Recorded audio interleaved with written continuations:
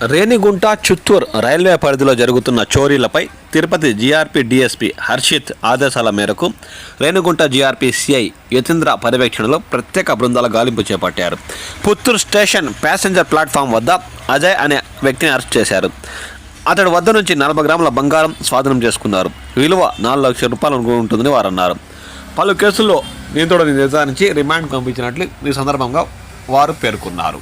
ఒక ఖచ్చితమైన సమాచారం మేరకు ఈరోజు రేణిగుంట రైల్వే పోలీస్ స్టేషన్ సిబ్బంది అయినటువంటి మధుసూదను, సో దాంతోపాటు మన ఐపీఎఫ్ సిఐబి చెన్నై గారు అండ్ వాళ్ళ టీంతో కలిసి అజయ్ అనే ఒక ముద్దాయిని మనము ఈరోజు అరెస్ట్ చేసామన్నమాట పుత్తూరు రైల్వే స్టేషన్లో.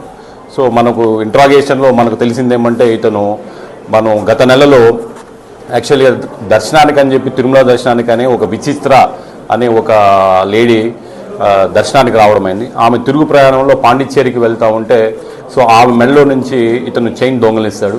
సో అప్పటి నుంచి ఈ కేసులో క్లూస్ గ్యాదరించి మనం సీసీ కెమెరాస్లో అంతా కూడా వెరిఫై చేసి అప్పటి నుంచి అతని కదలికలపై నిఘా వేశాం. సో నిన్నటి దినము ఐపీఎఫ్ సిఐబి గారి వాళ్ళ సిబ్బంది మరియు ఈ రేణిగుంట మన ఆర్పిఎస్ సిబ్బంది అందరూ కలిసి అతన్ని అరెస్ట్ చేయడమైంది. అరెస్ట్ చేసి ఇదే కాకుండా తదుపరి దర్యాప్తులో అతను మరొక 4 కేసుల్లో కూడా అతను ముద్దాయిగా ఉన్నాడని చెప్పి తెలిసింది.